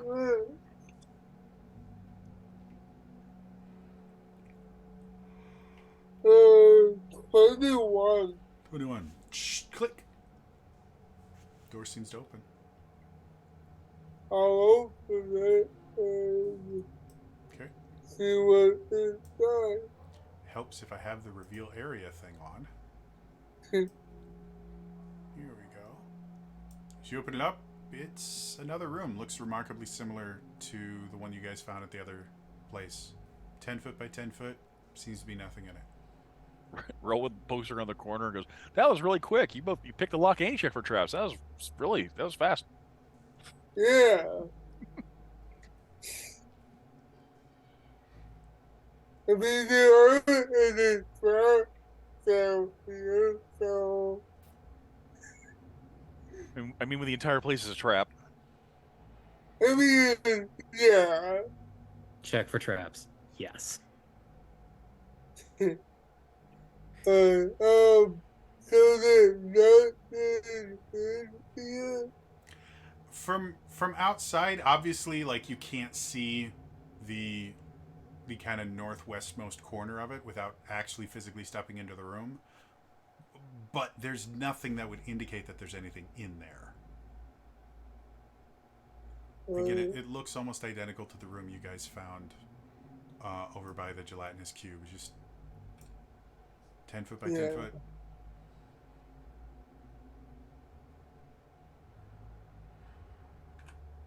What do you guys want me to say? Might not be a bad idea. Okay.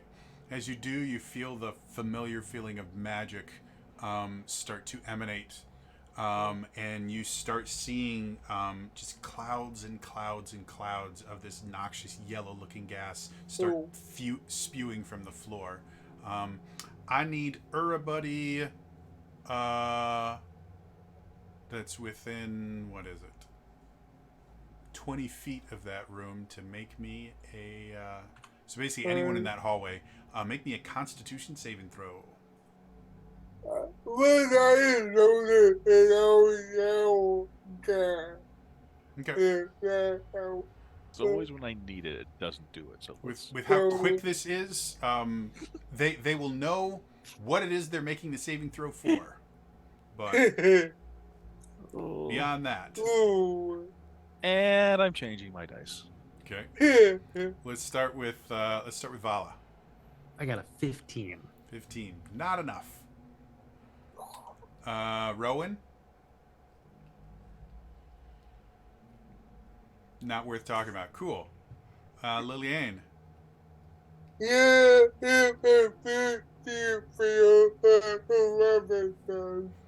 So all of you, as this smoke starts to fill your lungs, you instantly feel your stomach start to sour. Almost instantly, you can feel the bile at the back of your neck, and you just unload everything in your stomach for the next minute. D&D Beyond, you need a dice jail. See, if they really want to monetize D&D Beyond, just make 1,000 different dice jails. They would make $1 million. especially if they add dice jails where you can torture your dice.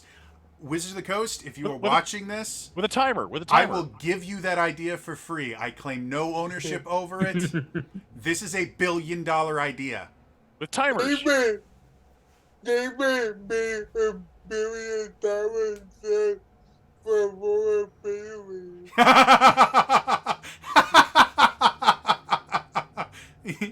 Critical Role goes bankrupt. They're like, what happened? They were business expenses, I swear. Do they have a dice, like the Laura Bailey dice wing add-on to the studio yet? Or I don't did know. not reach that level? There is an interview with Laura Bailey and Travis where she's talking about dice, and he just says, but have you been to Will Wheaton's house? He has an entire barrel, and it's just full, like it's just full of dice. And she gets really excited about it. It's the funniest thing in the world. Yeah. And they're all cursed. They're all cursed. I somewhere have a dice. It was part of a Geek and Sundry thing, and it's like a package, and it says, roll dice the Will Wheaton way. It's a 6-sided dice. It's just ones. Yep. So yeah, it takes about a minute for the cloud to dissipate, and after it's done, you guys feel awful. But you don't. You're not certain how many more times you can do that, if for no other reason than the fact that you're not sure there's anything left in your stomach to throw up. I'm gonna start tasting bile soon. Yeah. Argenta, have you joined us again? Yeah, I'm back. Hi, we missed you. Sorry about that. You just it been, happens. you just been No staring at a worries. wall for 20 minutes. Yeah, everyone decided maybe they don't want to go get the cool items in the treasure hoard, and then We left you there staring into the corner of the wall, Blair Witch style. Just and now they've discovered the wonders of removing toxins from their body the natural way. Gotcha. By the way, anyone worried about toxins in your body? I actually, another thing, I'm not going to charge you for this. I have found the ultimate way to remove toxins from your body. your liver. Water. Water does amazing things, folks. It'll clear Yeah. your face up. Your hair will become nicer. You'll lose weight. It's amazing. Was there Perfect one lady- anti-toxin. There was one lady who was instructing people about the reason why. Oh, this is so bad for you. This is made with cellulose.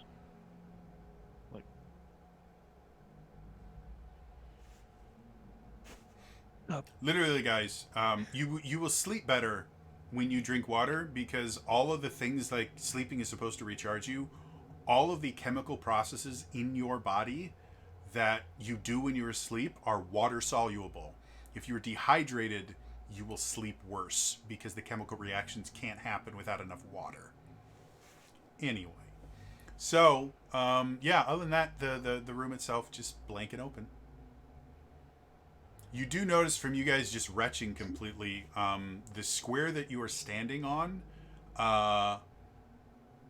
some of the things that used to be lunch are kind of stuck and kind of soaking into the thing that you're standing on, where it isn't, the rest of it is just acting like normal stone, where it just kind of sits on top of it.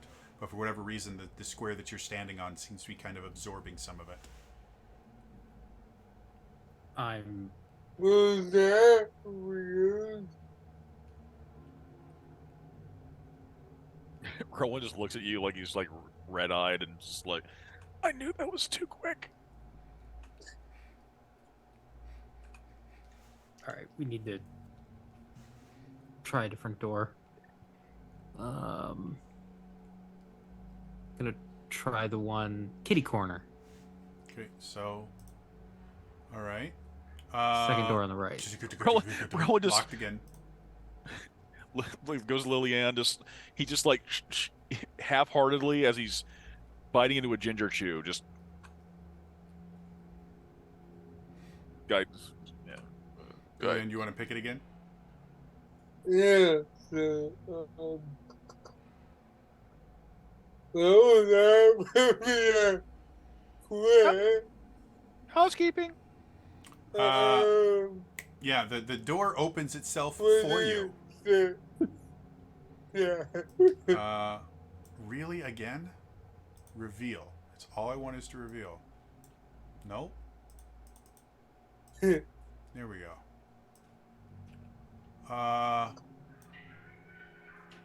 Again, another empty room.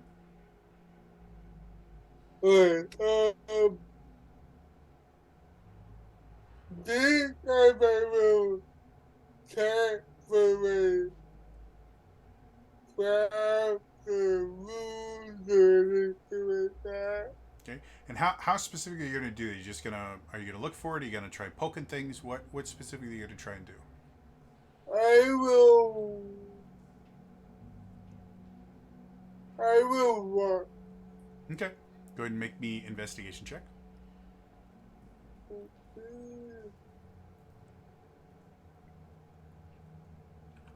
11. As far as you can tell, there's nothing in the room.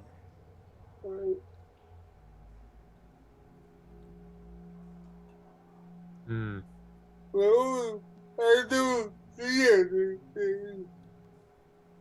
But I also didn't see anything last time either. And just like the last time, there's a tiny corner of the room that you can't see because you'd have to actually go into it. But as far as you can tell, you don't see anything on the floor that would indicate a trap. You don't see anything in the walls. There's no tripwires.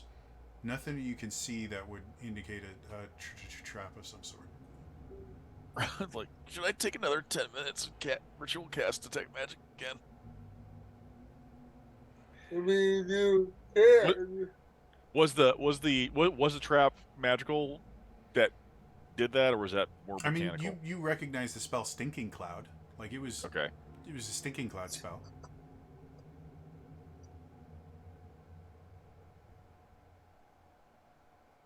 Roll, You You guys didn't really investigate the trap after it was Yeah, I know. tripped, so I know. if you want to go back and look at it, you might be able to learn something that might help you discover the other ones. And you're welcome to do that. Roll with another ritual. Roll with start ritual casting again. Okay. You guys have 10 minutes. You want to go back to the place with all the treasure? You have more than enough time to go back there. I'm good. It's starting to hate you more and more, Jody. Jody's gonna hate you more.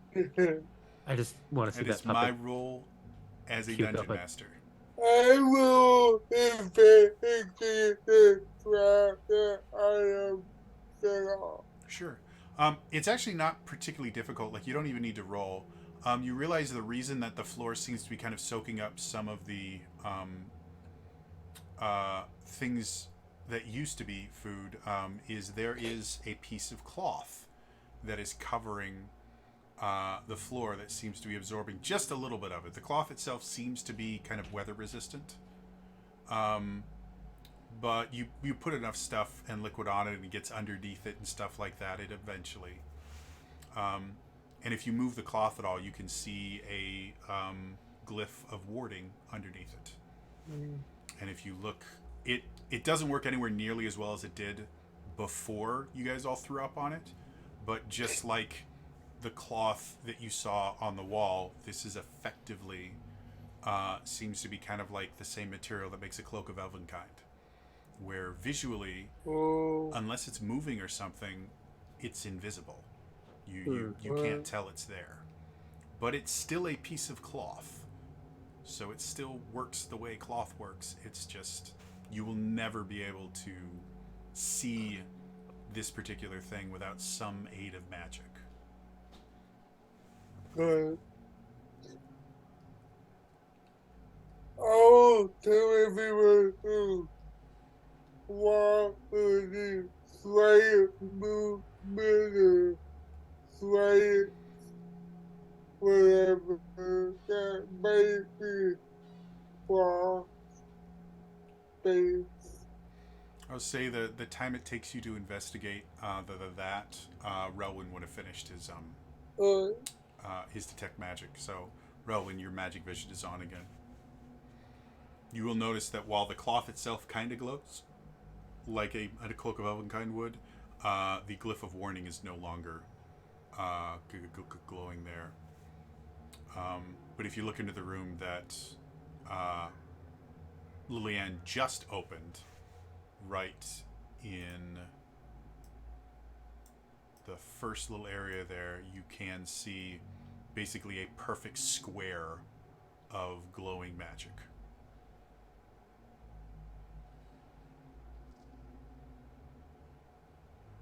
That one? Yep. Yep, there's right there. Does it look like it's the same type of aura as the one that's... I would imagine the other one's still slightly dim or vanishing, or is it all gone now? The glyph of warning for the other one is dormant, so it doesn't give off any magic because there's no magic in it. Okay. But what you guys found out from the other glyph of warning on the wall is they do eventually reset themselves, so they will become active with magic again. But what you're getting from the squares, you're not detecting a glyph of warding there. You are literally just seeing the cloth. I'm noticing the cloth there. Whatever's underneath the cloth, because you have something blocking your vision, you can't see. But you can definitely see the cloth and the outlines of where it is.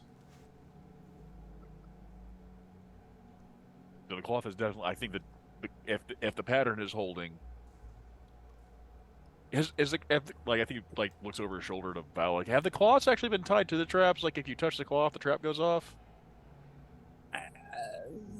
I don't think so. But I don't know for sure. I think glyphs of warning usually react to triggers, so it's probably us stepping over them that causes it. The cloak of or the fabric on top is just there to hide it. I don't know that it's part of the trigger, but I don't know that we want to find out. You are welcome to experiment. I think we should probably try to unlock these other two doors, and then... Do you see anything at the end of the hallway, Relwyn? You see walls. They seem very wall-like. They go all the way up to the ceiling. Do I see any And spots? they go to the floor too.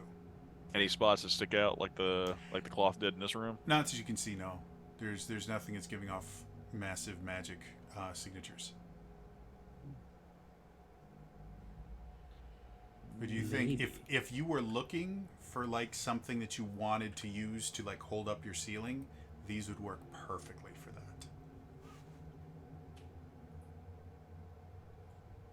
that. Doing great. The more they hate you, the better you're doing your job, Jody. That's what I'm here for. Doing great. So, 2 more doors. You guys want to unlock them? You want to ignore them? What do you want to do? I say we ought to try to unlock them. Yeah, oh, try to Lower left or upper right? upper right first. Okay, go ahead and roll me a these two. Guidance. I'm just like swishing water in my mouth. That I would will be say a- it's useful for you to say that every single time, just so no one forgets.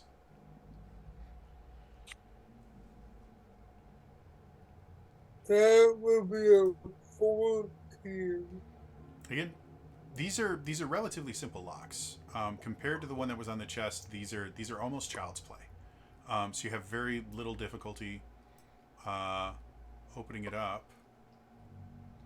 And yet again, another room that looks identical. Right. Rowan, do you want to look at it real quick?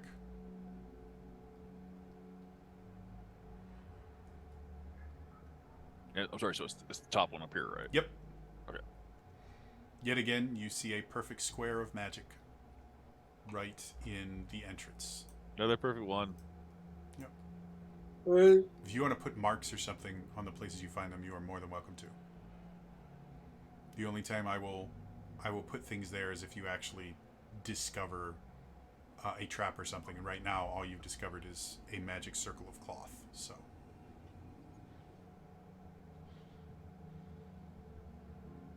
wait.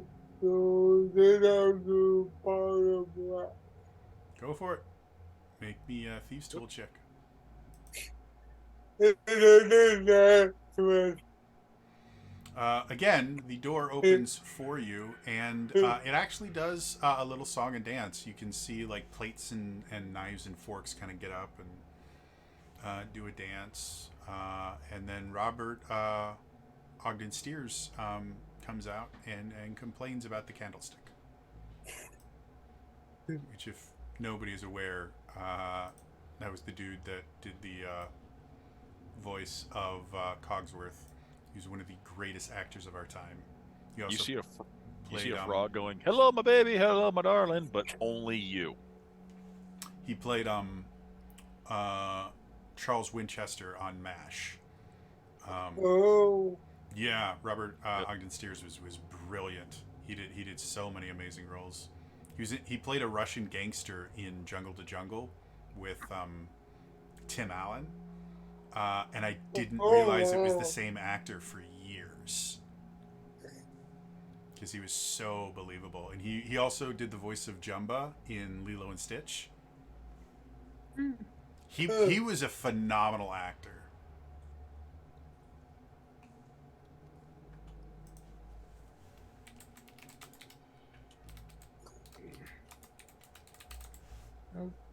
Okay. Gonna guess I see the same thing. Jody? Say again. Oh yeah, and you would see the same thing right in the doorway as well.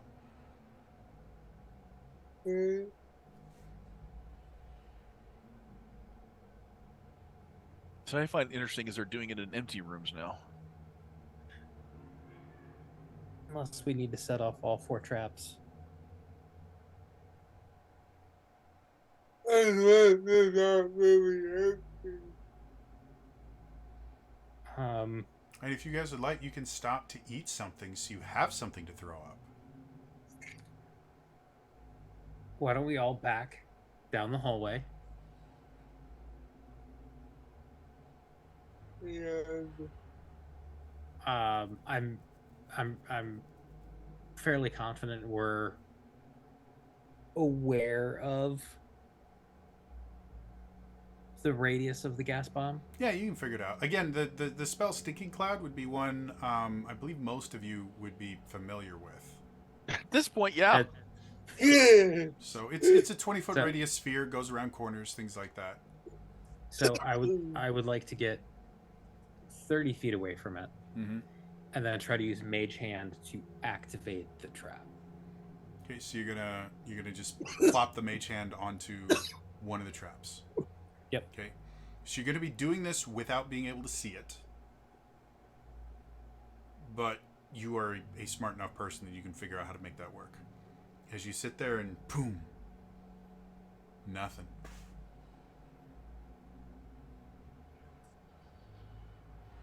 Imagine set off by people. The fun thing about magic traps is they can be a little bit more complicated than mechanical ones.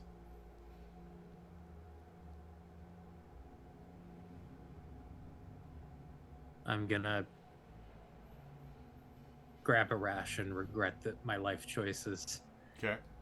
Eat it, walk over, then try to hold my breath, step on the trap, and then run away. Okay.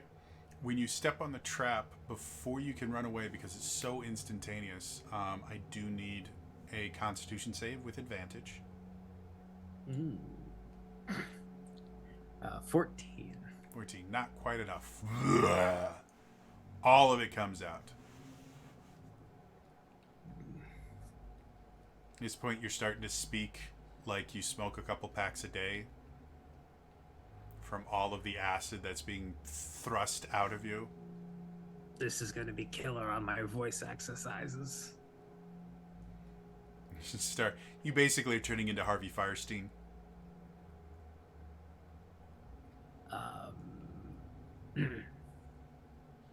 Well, if the one room's been set off, do you want to search in that one? By the way, which one did you set off? I'm thinking I would have set off this Okay. one. Yeah, so that one you have set off. Take a few minutes to try to recover. If you guys want to check that room, then I think we need to set Yeah, off the other two. I'll set it. Okay.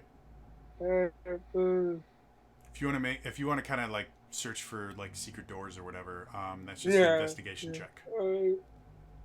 Let's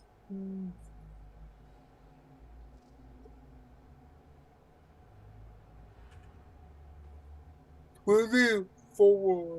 24. As far as you can tell, this room, there doesn't seem to be anything real special about it. All the walls, like you go up all the walls, you kind of push on them to see if they'll move or anything. They're not. And the only weird thing about the room is just how it looks like a natural room, but it has right angles. Every wall meets at a right angle, the ceiling meets at a right angle, and that's just not how caverns work. But beyond that,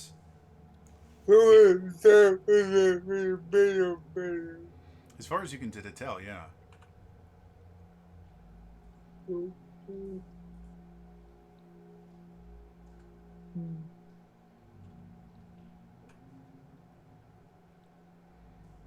Anything else you want to do?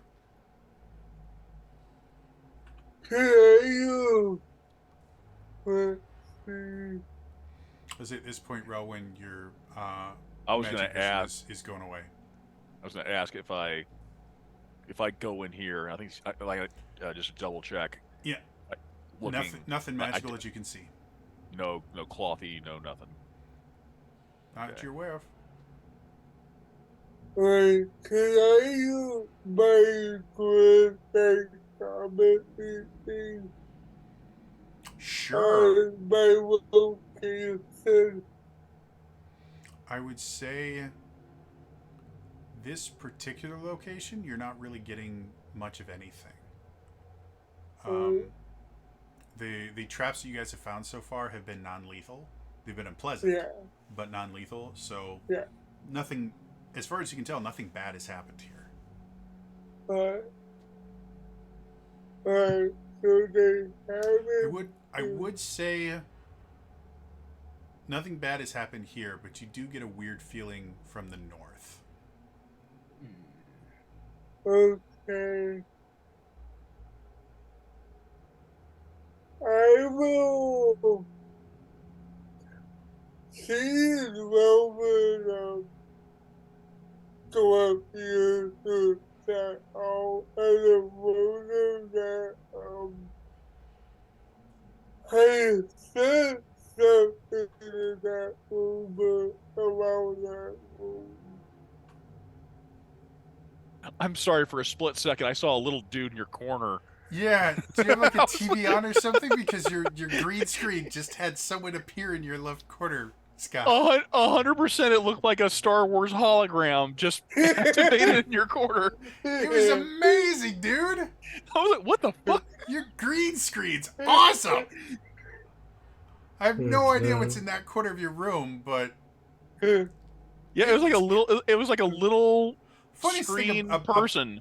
the funniest thing about this is that part of your screen is cut off from the Yeah, so no one knows stream. what the hell we So saw. no one else saw it. It was just us. It was like I Like saw they could only see your face. Imagine seeing like Like apparently General but Holdo or 2D someone called in. someone from Seventh Guest just showed up and then bombed off. It was amazing, dude. Again, I don't know if you have like a TV or something over there, but it was so good because your green screen was smart enough to cut off literally everything around them. But the person. So they just looked like Just a you got flat- a call from the Emperor or something. Yeah. It was the coolest thing ever, guys. I wish I'd gotten it on recorded, but that was super cool. I'm very sorry for About that was It's about as amazing. entertaining as listening to someone describe their dreams. Just, This is what it's like playing D&D with me, folks. I apologize. Unfortunately, because we have a slight break here, it is getting very late. yeah, I'm like, And I just realized my phone is completely out of power, so I gotta Oh, plug no. it in. It doesn't really Oof. matter. Unless my brother is trying to get in contact with me, and he's upstairs. So, oh, I also know you have other important notifications on that thing. yeah, well, most of them are done at this point of the day. My next notification will be tomorrow morning. So, but that is going to be all for me today. As always, if you missed any of this episode, I do upload all these to my YouTube channels, youtube.com/TrainerJody. I also have two kind of sibling series I just started, Discovering New Dragons and Designing New Dragons, where I just look at non-D&D RPGs, build some characters in them, have fun. We created a Nothing Bard and a new type that I'm calling a Bloodhound, which is a combination of warrior with skills and knowledge flavor. So we called it an investigator. So someone that you know, kind of like your old school like film noir Private Dick character, where he goes in and he punches a bunch of people, but he's also a detective. So anyway, all this stuff's on my YouTube channel. So otherwise, that is all for me today, and I'll see you guys in the next time. All right, bye bye.